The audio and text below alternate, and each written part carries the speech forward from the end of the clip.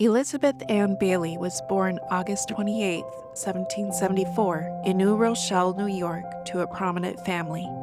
Her father, Dr. Richard Bailey, was a surgeon, and her mother, Catherine, was the daughter of an Episcopalian preacher. Elizabeth's mother died giving birth to her sister Catherine, whom they nicknamed Kitty. And sadly, Kitty was only 2 years old when she too died, and in her journals, Elizabeth said that she was jealous. When asked why she wasn't crying, Elizabeth said, "Why would I cry? She's in heaven with Mama." Elizabeth too wanted to go to heaven where her mother was. Elizabeth's father remarried a young woman named Charlotte. She was a good woman, religious, and very charitable. She often took Elizabeth and her older sister Mary with her when she visited the sick. This act would leave a deep impression on Elizabeth as she grew up. Her stepmother was very kind to her at first, but as the years went on, Elizabeth reports in her journals that her stepmother struggled with her role as mother to Elizabeth and her siblings. As her stepmother and father had more children, Elizabeth could see that her stepmother didn't love her and her siblings as much as she loved her own children. As she was a nervous and easily overwhelmed woman, her father arranged for Elizabeth and Mary to stay with their aunt and uncle. There, Elizabeth attended school, learned French, and learned to play the piano. She enjoyed her little cousins, interchangeably playing with them and helping as needed. In this home, she experienced what a happy home should look like, and she was very happy to live there. However, it also made her miss her father even more, who was very busy with his work and often away. At school, Elizabeth didn't fit in with the other girls. She didn't like how they would spend their recess time, looking for bird eggs to steal from the nests and then destroy. Elizabeth was horrified when she saw what they were doing, and she would run ahead to save any bird eggs before the other girls could get to them. Seeing how different she was from the other kids, Elizabeth decided it was better to be friendless rather than be friends with the wrong type of people. She was very headstrong and confident in this way, a strength that sometimes was a weakness, but in this case served her well. She was a natural leader and wasn't afraid to stand out. When Elizabeth was home with her father, he discovered that she was very intelligent and absorbed knowledge easily. He encouraged her to read many books and learn as much as she could, despite the fact that she was a girl. She writes, "My father had progressive ideas when it came to his daughters. He felt that young women had a right to an education." When she was 16 years old, Elizabeth met her future husband, William Seton, at a dance. She was immediately smitten. Over the next 3 years, they became acquainted through the same social circles and events. She writes, "Everyone called me Betty, but William called me Eliza. I loved the sound of my name on his lips, and I soon realized I loved everything about him." Despite this happiness, Elizabeth experienced much hardship during her teen years. Her father and stepmother were not getting along, and the atmosphere at home was constantly strained.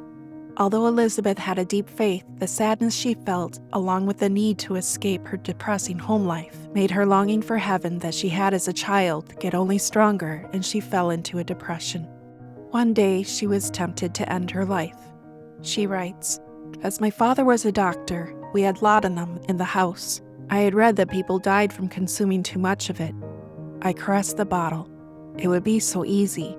But then, in that fateful moment of decision, the true grace of God broke through. The despondent feelings passed, and I thank God that He had saved me from committing such a horrible deed and rejecting the gift of life that He had given me." On January 25, 1794, Elizabeth married William.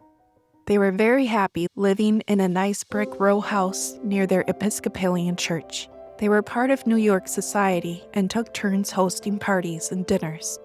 In 1795, their first daughter, Anna Maria, was born. They would soon have 4 more children over the years: William Jr., Richard, Catherine, who was nicknamed Kit, and Rebecca, whom they called Beck. Inwardly, she wanted to do something more than just go to the church and pray. She continued her stepmother's work of visiting the poor and the sick, and she and another woman began a charity to assist impoverished mothers in need, and she was appointed treasurer of the mission. The happy life of William and Elizabeth was soon to be tested in many ways. William's father died, leaving William's siblings without a parent, since his mother had died years before.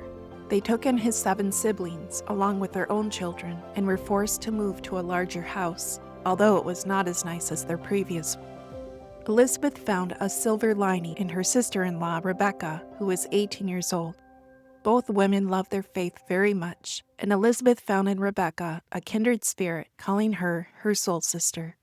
In 1798, William's health began to decline, as well as his business, and soon, debts began to pile up. Elizabeth worried more about his health than the business, and his cough was a constant reminder that something was wrong. After months of sinking deeper in debt, they were soon forced to sell their belongings and keep only the essentials. And in December 1800, William had to declare bankruptcy. They were forced to move to a rental house. Elizabeth's father was a great help to the family, serving as a doting grandfather and providing financial assistance by sending money to the family as often as he could. Elizabeth discovered a new relationship with her father, which she cherished deeply. But this, too, would be taken away from her, as her father died from yellow fever after tending to the sick. However, she found comfort that her irreligious father had called on God to have mercy on him before he died. In October 1803, under the advice of the doctor, Elizabeth and William left for Italy, taking their oldest daughter Anna with them in hopes of improving his health. The other children were left in the care of relatives. Before leaving, Elizabeth's pastor, Reverend Hobart, who was a good friend of the family, cautioned Elizabeth not to be tempted by the beauty of the Catholic churches while in Italy. Elizabeth, who was very loyal to her faith, promised him that she would never become Catholic. When they arrived in Italy on November 18th, they were to stay with Elizabeth's brother and his friend, the Felicis. However, as soon as they arrived, they were quarantined due to the yellow fever ravaging New York. They were quarantined until December 19th. Elizabeth writes, "It pained me to see Will wasting away and little Anna crying from her sorrow. Only when they were sleeping did I turn to my prayers and Bible reading. I also had the comfort of Reverend Hobart's sermons, which he had written out for me before we departed." It was very cold in the cell, and she and Anna took turns jumping rope to keep warm. Finally, they were allowed to leave, and lodging was arranged for them to stay in Pisa so Will wouldn't have far to travel.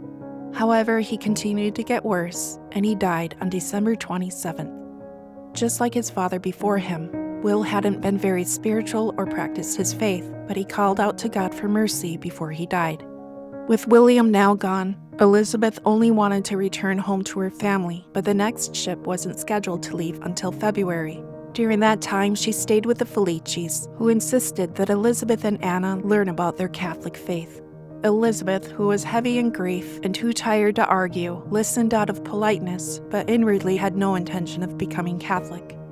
The Felicis brought her to many churches, which Elizabeth had to admit were very beautiful. When inside the churches, she felt God's presence there more than she did in her Episcopalian churches back home. In February, they boarded the ship to go home. However, they had barely left when there was an accident when their ship collided with another. No one was hurt, but they were forced to return to shore to repair the boat. And so, Elizabeth and Anna stayed with the Felicis again. Elizabeth was very impressed with the Felicis and their faith. She also noted that they were clean and well-educated people, unlike the Catholics that she had seen in New York. Much to her embarrassment, she realized that she had nursed a prejudice against these poor immigrant Catholics, and that she had been wrong. She writes, "I am embarrassed to say I tended to look down on them. They were unfortunate souls forced to live in squalor due to their poverty. As a result, they often smelled bad, and I tended to avoid them. It is a blessing that God doesn't judge the way a human heart does." Through the Felicis, Elizabeth learned more about the Catholic faith, and the more she learned, the more she felt drawn to it. Anna, too, felt drawn to the Catholic faith, asking her mother why they couldn't be Catholic too. Finally, in April, the ship was ready to sail, and they arrived in New York on July 4th. Sadly, when they returned home, they found Rebecca, Elizabeth's soul sister, had been very sick while they were gone, and by the time Elizabeth reached her, there was nothing that could be done for her. On July 8th, Rebecca died, piercing Elizabeth's heart for the second time that year. In her grief, Elizabeth felt very alone. The only thing that gave her any comfort was the Catholic faith, which she continued to learn about through the books that the Felicis sent with her. She was very conflicted about what to do. and when she discussed it with Reverend Holbert, he was very adamant that she not join the Catholic Church. However, her children wanted to become Catholic and asked her to make the sign with the cross that the Felicis had taught them during their time in Italy. Elizabeth could not help but comply to their requests. She writes, "They learned to wait on their knees after our evening prayers while I blessed them. Their faces shone with such hope. I wanted to believe that God would not forsake us." Anna also asked them to teach them the Hail Mary, which they would say together. It was on a Sunday when Elizabeth made her final decision after attending services at another Episcopalian church, purposely separating herself from her familiar church and those that knew her. While they passed out the bread for communion, Elizabeth knew that it was not the true body and blood of Christ, and that it was only a symbol.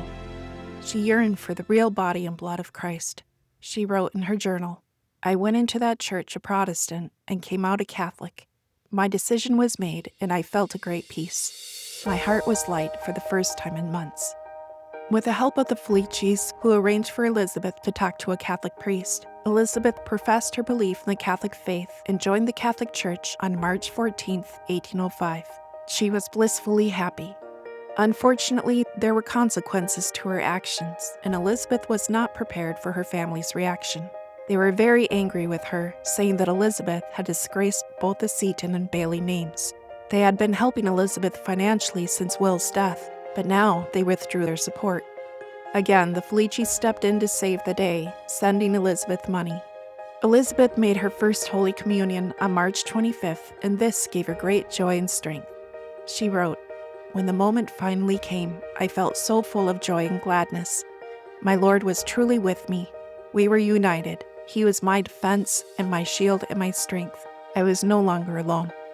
Elizabeth moved in with a family who had asked her to open a school and teach. However, word spread of Elizabeth's conversion to the Catholic faith, and rumors circulated that she was a dangerous woman. It hurt Elizabeth especially when she learned that her former friend and pastor, Reverend Holbert, was the one who was starting the rumors. As a result, parents withdrew their children from the school, forcing Elizabeth to look for work elsewhere. A man named John Wilkes learned of Elizabeth's situation and offered her a job as a housemistress to a school for boys. This was 2 miles out of town, giving Elizabeth a little break from the constant judgment from others. During this time, under the advice of Bishop Carroll, whom she had gotten to know through the Felicis, she sent her 2 sons to a Catholic boarding school in Maryland. But Elizabeth's Catholic influence wasn't completely gone. She had done nothing to try to convince her family and friends to become Catholic, but her sister-in-law, Cecilia, had been secretly conversing with Elizabeth, asking her about the Catholic faith. Although Elizabeth shared her faith with her, she didn't want Cecilia to face the same rejection from her family that she had, and told her to pray and discern before making any decision.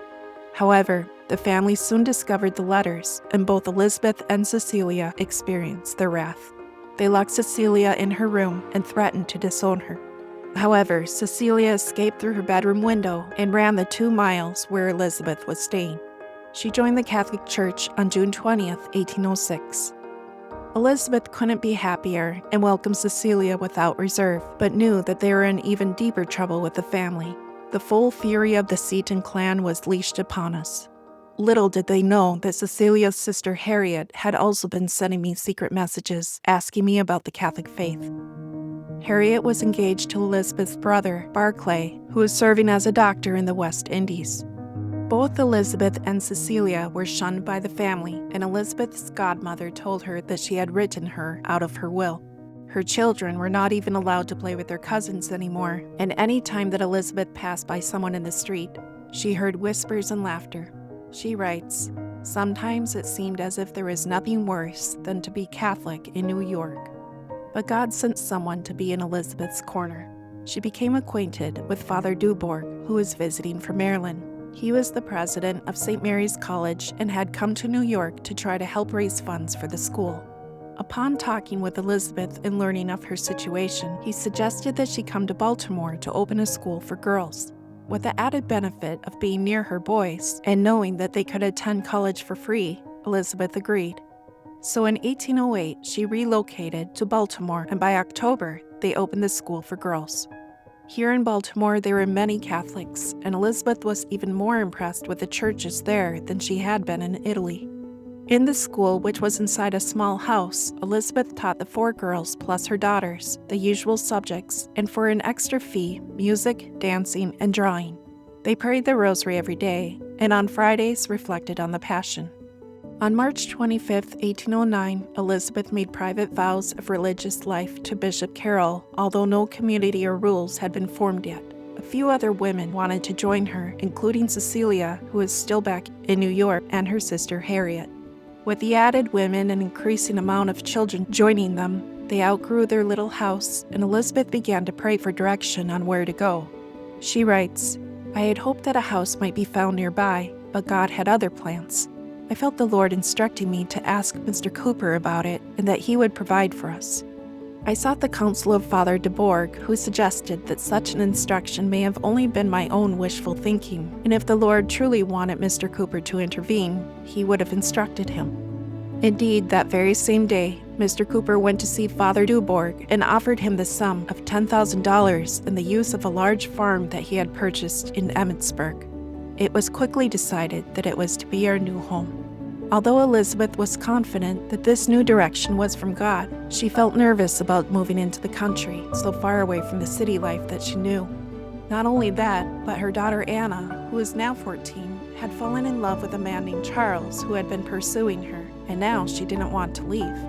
Elizabeth made Anna come with her, feeling that she was too young to marry, and that if Charles was truly serious about his feelings, he would wait for her.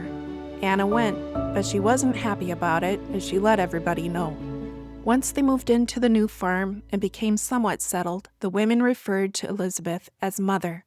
She wrote, "I strove to be worthy of the name and to lead all those entrusted to my care and direction to Jesus Christ." They wore black dresses with a black shoulder cape and a cap tied under their chin with a rosary hung from leather belts, much like Elizabeth had worn when William died. Elizabeth wanted the clothes to convey the same message, that they were not a part of the world. On June 11th, Cecilia arrived with her sister Harriet, who had come to visit. Harriet was not yet Catholic as she was engaged to Elizabeth's brother, but she knew that her soon-to-be husband would not allow it. As Elizabeth feared, life was hard in the country. The women had only 2 cots, which were reserved for the sick, and the rest slept on the floors. They had to wash clothes in a nearby creek. Their food was scarce. Their diet consisted of turnips, potatoes, and bread. They didn't even have tea or coffee. Instead, they boiled hot water and steeped dried carrots in place of tea. But still, they had prayer, and Father Dubourg came out special to say Mass. But soon, drama came again, which this time was Elizabeth's doing. One day, as Elizabeth and Cecilia were talking, Cecilia expressed the wish that Father Bob Day could come out to say Mass and hear confessions.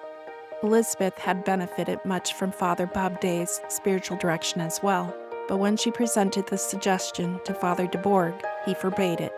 Elizabeth was very surprised and felt that Father Dubourg was being territorial.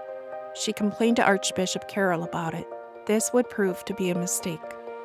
While I felt justified in my outrage, I would soon come to regret my harsh words. When Father Dubourg learned of what Elizabeth had done, he chose to resign. Instantly, Elizabeth was contrite and tried to make things right by asking the Archbishop to reinstate Father Dubourg, but he refused, and another priest was assigned. Father John David was their new priest, and immediately he and Elizabeth clashed. Their ideas on how to handle things differed significantly. While Father John David tended to focus on the justice of God, Elizabeth focused on the mercy of God. His new rules were very rigid and difficult to live with, which especially clashed with Elizabeth's role as a mother to her children. To further aggravate things, Father John David wanted to bring the Sisters of Charity from France to instruct the women on how to be sisters. Elizabeth writes, "They seemed eager to come, but I was not eager to welcome them, at least not for their intended purpose. We were not French. We were Americans, and as such, our lives and needs were different. Also, there was a question of authority. Would they come and try to take over the school? How could I have my students obey me if they thought someone else was in charge?" In addition to this, God allowed a few more suffering in Elizabeth's life. Harriet, who ended up staying, joined the Catholic Church, which once again set off the anger of the family and her fiancé. Needless to say, their engagement was called off. And then there was sickness. Cecilia was showing signs of the same illness that her brother William had died of, with a severe cough and weakness, sometimes coughing up blood. Anna was still brooding about being forced to live in the country, but Beck and Kit were Elizabeth's easy daughters. They were both cheerful and did much to raise Elizabeth's spirits. Despite all these trials, more and more women were joining the community which people were calling the Sisters of Charity of St. Joseph. Another death soon came to Elizabeth's life. Harriet died unexpectedly of meningitis. After suffering for 4 days with a severe headache, fever, and delirium, she died on December 23, 1809. With the extra women in the house and illness, especially the illness that took Harriet's life, the community moved to a larger house dubbed the St. Joseph House. Here, they had room to breathe and move. Everyone had their own room, and there was a parlor and 2 large classrooms. In addition, a second school was open in conjunction with the boarding school, a free school for those who couldn't afford Catholic education. This school was known as St. Joseph's Free School, which was open 3 times a week. The St. Joseph Free School and St. Joseph Academy for boarding sat side by side. Cecilia did not recover and died on April 7th to tuberculosis, a disease that was known at the time as consumption and what Elizabeth referred to as that dreaded cough. She didn't understand the cough or why it was so deadly. She only knew from experience that it was passed around the family. She herself developed the same cough and pain in her chest, but she didn't tell anyone about it. One thing was going Elizabeth's way. The Sisters of Charity from France were unable to obtain passports and therefore could not come. Elizabeth was not disappointed. She writes, "I was quite pleased with that development. Instead, we received a copy of the common rules of the Sisters of Charity. Father David adjusted the rule to apply to our circumstances. I would be allowed to continue to care for my children. We would be primarily devoted to teaching rather than tending to the ill. We were to take yearly vows." Father David continued to clash with Elizabeth, although she was working harder to be more obedient and less headstrong. He wanted to replace Elizabeth with Sister Rose White, who had strong leadership abilities, but was also more compliant. Elizabeth didn't blame him, and in her fatigue and grief over losing Cecilia and Harriet, she began to wonder if she was up for the role of mother. Her own illness was progressing, and she had a fever nearly every day. She also noticed with dread that Anna had developed the same cough and symptoms. In the 2 years at Emmitsburg, they gained 32 boarders. Most were Catholic, but Elizabeth insisted that they also welcome Protestants. Unlike some Catholics, I did not see Protestants as the enemy, especially seeing as I had been one, and many people I cared about still were. Sometimes a Protestant girl would be attracted to the faith and convert, but I did not push. Charles, Anna's first love, had broken things off with her as he had discovered love with someone else. She was heartbroken, but resolved that God wanted her to be his own. She stayed with her mother and the other women, helping them with the school and preparing the children for their first Holy Communion. She continued to show signs of weakening and soon was losing weight. Elizabeth took her on horse rides, hoping the air would be good for her lungs. She also arranged that a carpet and a stove be brought into her bedroom and had Anna move in with her. Father John David had given up on the idea of replacing Elizabeth with Sister Rose, and instead arranged for Sister Rose and a few other sisters to come with him to Kentucky to open another Sisters of Charity house. Father Dubois was the new priest, much to Elizabeth's joy, and he brought with him his assistant, Father Broutet. Father Broutet and Elizabeth became fast friends, as he was from France and she knew French. Father Broutet asked Elizabeth to translate a few books that he had brought over with him, from French to English, one of those books being the life of Louise de Marillac, whom Elizabeth could relate to since they were both mothers and consecrated to the religious life. In January of 1812, much to the joy of everyone, Archbishop Carroll approved the rule for the Order of Sisters. Another calamity happened, which would later prove to be a big trial for Elizabeth. Her daughter, Beck, who was 10 years old at the time, slipped on the ice, hurting her hip and leg, but Elizabeth wasn't able to worry too much about her as Anna was starting to slip away from them. Anna's suffering traumatized Elizabeth as she would often start screaming in pain. In her calmer moments, she would pray often, "Jesus, Mary, and Joseph, please come and take me." Before she died, Father Dubois let her profess her vows as a Sister of Charity, making her the first official member of their order. She died on March 12th of that year, right before her 17th birthday. Elizabeth was in deep agony. She writes, "When my father, Will, Rebecca, Harriet, and Cecilia had died, I cried in grief and then continued on with my responsibilities. This time, my pain was so deep, so all-consuming that I could not cry, and I snapped at her brothers who had come for the funeral. I needed them to be strong for me. I could not bear to see their grief. I know now that I was asking for something that they did not have to give. They were right to grieve. I was wrong to chastise them for it." Elizabeth tried to move on with life as she had done before, but she continued to struggle with her grief. "I would kneel in the chapel and attempt to pray, but there was no consolation, no sense of God's presence. It seemed that doubt was my constant companion. One of my deepest doubts was whether I would ever be reunited with my daughter in the next world." Father Brute helped her through her grief, urging her to focus on Anna's faith rather than the agony of her death. He strove to help me once again to believe in the possibility of a heavenly reunion in which I might once again see Anna. Day by day, my faith and hope were restored. The sisters took their vows on July 19, 1913, of poverty, chastity, and obedience. They became the first religious order of the United States. Elizabeth always worked hard on herself, especially in obedience, but she found mortifying her will to be especially challenging. "I was by nature an independent spirit. It was a challenge for me to fully embrace the strictness of our way of life, but in time I grew accustomed to it. Obedience was one of my hardest struggles, but I strove to tame my headstrong tendencies and do what Father Dubois asked of me. It was a constant effort." God continued to mold and shape Elizabeth with purification. All of her friends and family were removed either by death or simply moved away. Her dear friend, Father Brute, was assigned to be president of a college in Baltimore, and Father Dubourg became the administrator of the Diocese of Louisiana. And on December 3, 1815, Archbishop Carroll died. Elizabeth felt his death keenly as he had played a pivotal role in her conversion. He had played such an important role in my life, instructing me in the faith and overseeing the establishment of our order. He was 80 years old at the time of his passing. He had lived a long life and done so much good. Still, it was difficult to say goodbye. In September of 1816, Beck, who had gone to the doctor with a family friend to help her with her hip, came back home uncured, but in good spirits.